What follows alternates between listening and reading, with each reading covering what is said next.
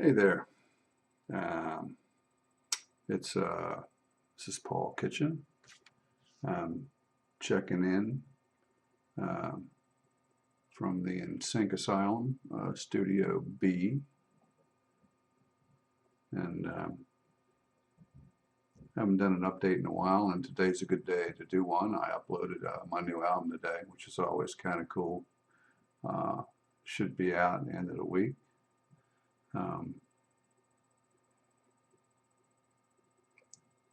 I have been sharing the progress on it with videos, and you can see them on my YouTube channel.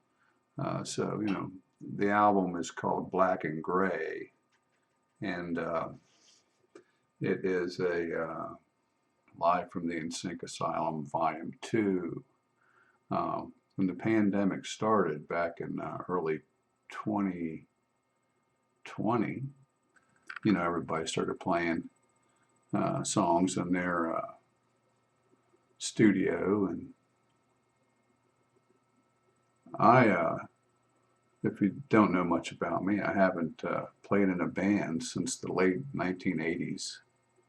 And even when I did play in a band, I did not play live more than a handful of times, less than a handful of times. Just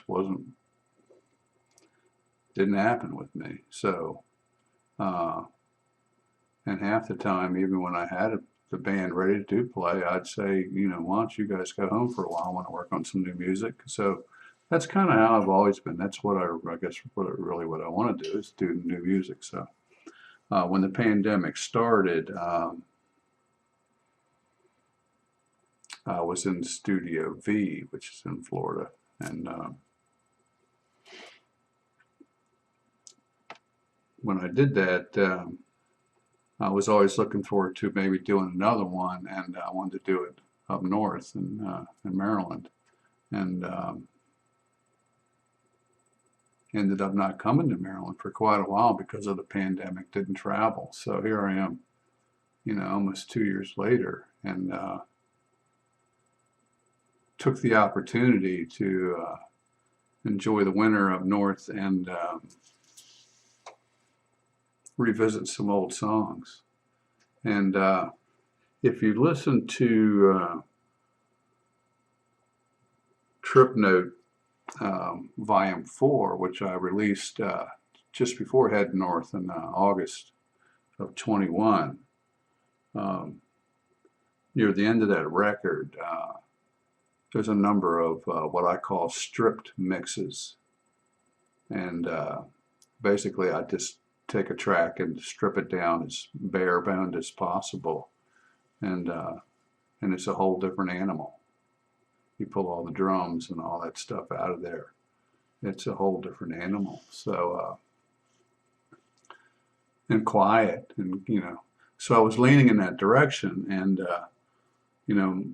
as this volume 2 started to take shape, I could tell that what I was looking for was that kind of scaled down, toned down thing. And so what I did was the process, much like the first time, I would do it one song, and then once that was done, I would go, well, what's next, and pick a tune, and it started to take shape, and I had the vision of this is almost, since I have never really played live much, this is about as close as you're going to get. So I had the idea of this being kind of like a stripped down trio, basically me on guitar and vocal, and maybe like a cajon player, percussionist, and a keyboard player who also handled bass. And that's basically how this album ended up. I mean, most of the bass parts on here are keyboard bass, and I've stuck with pretty much like one VST bass instrument throughout the whole thing, and most of the percussion mimics that kind of cajon percussion, no metallic sounds in there that I'm aware of. There might be one in there or two, but that wasn't the goal. The goal was to strip it out so it was a little more organic sounding. So as the songs took shape, it got more stripped down and more stripped down. And so what I ended up with is I just love the album, and uh, I'm hoping that once people hear it, that maybe they'll get what I was what I was aiming for. But it's always been the process with me that I um, like to do new stuff, and I need new stuff, new music. It kind of helps me figure out where I'm at, And after this 7-year process of working on Trip Node, here I am. It's been 4 years since my last album of new material was just Blue Tattoo, a little more than 4 years ago. And, I just needed something new so revisiting songs of mine that are, some of them are a little obscure, more obscure than others, and stripping them down bare bones, and it just exposes them in a way that's really cool. It puts the focus on the words, and it's there's a place I go in my music, and it's kind of an emotional, dark place. I've always touched on it through the years, and this album pretty much is 10 songs that pretty much all of them go there. It's just a place, and a lot of the songs I couldn't tell you where they come from, or there's a few that I know exactly what I was aiming for, but a lot of them come from a place that's a little mysterious to me. Uh, and we dream, I don't know.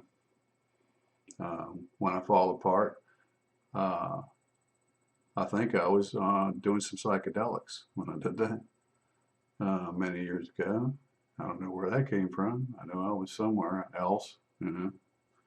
Uh, Now, You're Still My Baby Tonight. I know exactly what I was aiming for with that. Wrote that during the first Gulf War, so I knew what that was about. Um, just a Matter of Time. I kind of have an idea what sparked that years ago, and it was the passing of my grandfather, and it can happen to you. Lord knows I have no idea. And that song is 40 years old. I went way back. And I thought, well, this is interesting. Let's try this. So, um, Waiting to Fly, that's off of Van We Dream. I love that song. It's a little bit different on here. The vibe is different. And that one, I think the whole album in a way is rough, very rough around the edges, but that one in particular is rough around the edges. I'll get into that a little bit here. What's rough about it and why it ended up that way. What's next? Middle of Nowhere. Well, that needs no explanation. That's where where my head was at, or the person in the song's head was at.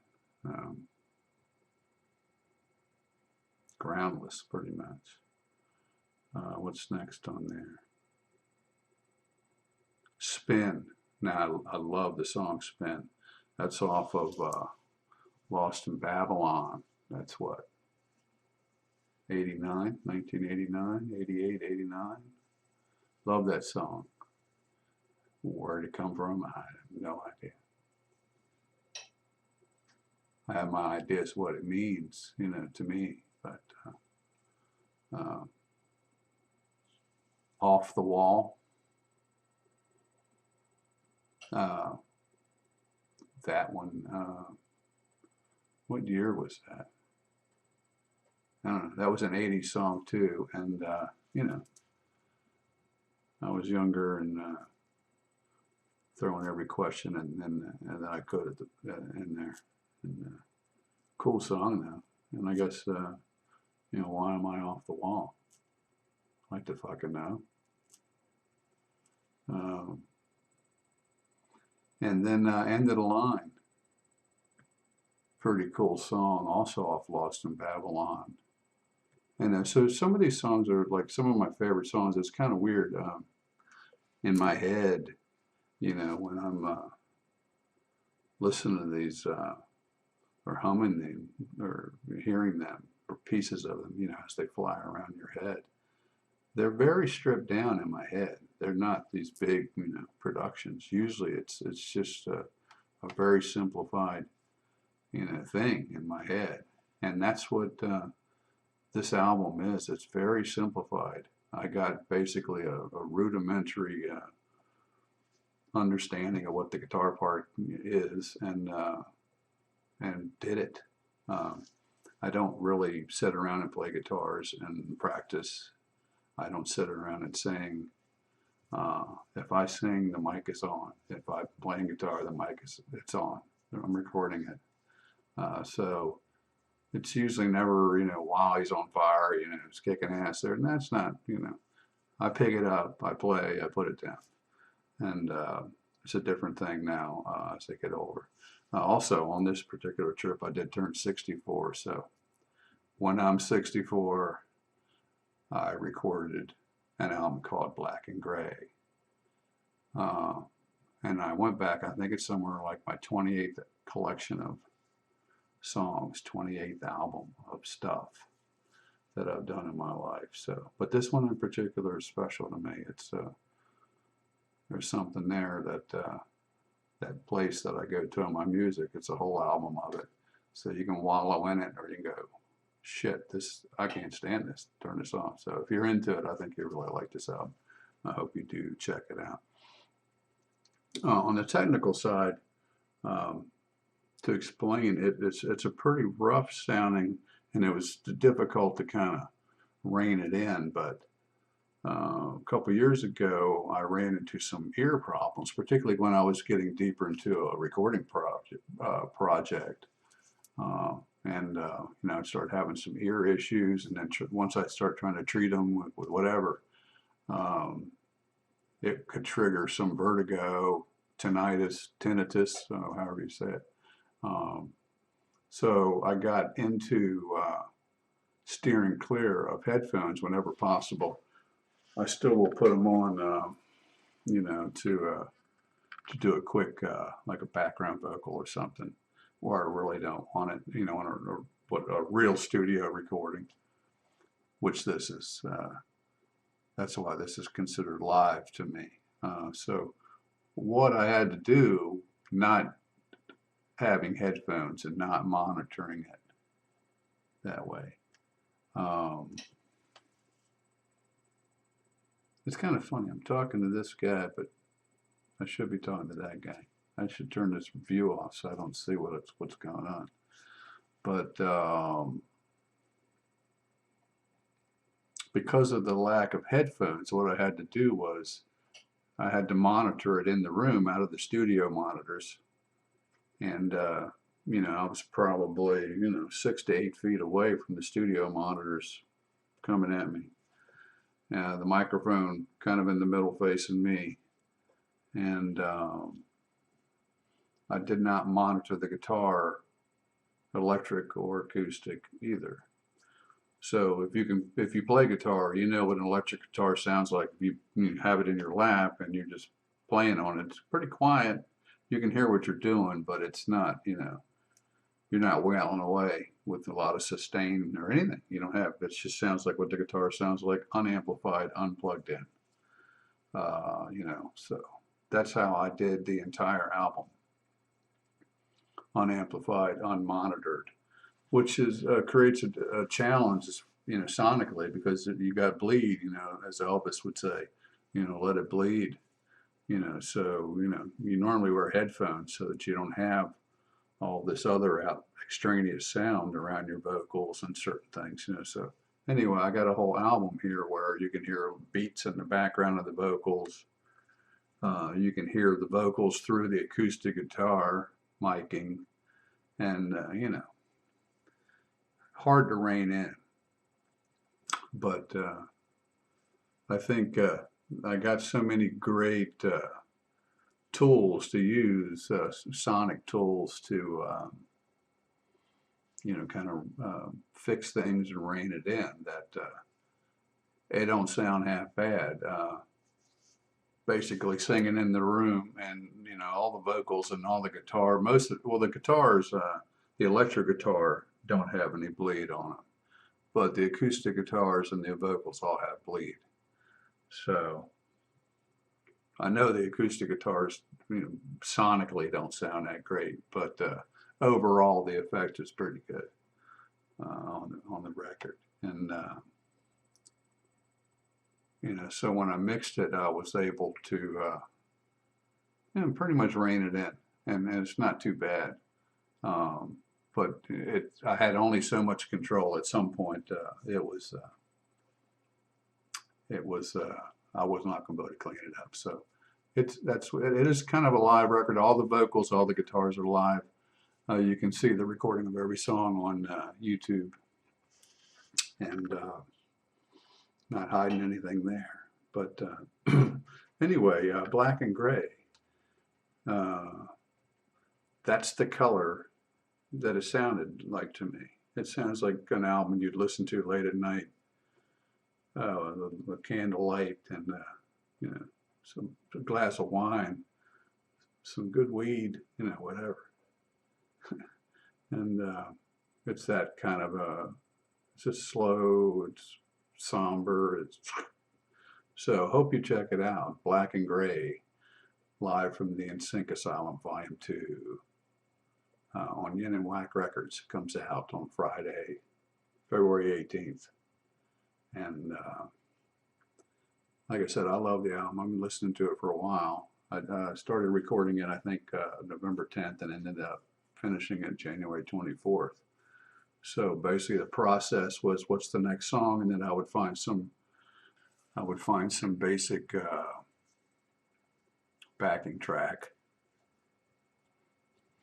and then record the guitar and vocal live with two webcams just like this, which really taxed the hell out of my system, you know, my system here.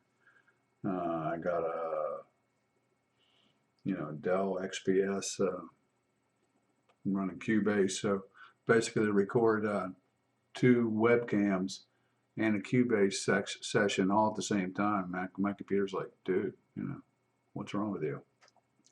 So a lot of times I would have to take that basic track and almost mix it down, and then bring it in, and have a live guitar, and you know, a couple acoustic mics or one electric guitar coming in, and record it that way, and then bring the vocal and the guitar parts back into the original multi-track recording and mix it there, and then go do the video. And you know, so it's a multi-step process to get it to work. But anyway, also grew my hair and grew a beard. You know, enjoy this. You know, I don't know. It's like, how do I walk with this? It's throwing my balance off. So anyway, Black and Gray, check it out, and let me know what you think. And if you like it, share it with your friends. There's no money in it for any of us anymore, but the currency for me is people listening to it. And if you enjoy it, I'd like to hear about it from time to time. Thank you, and take care of yourself.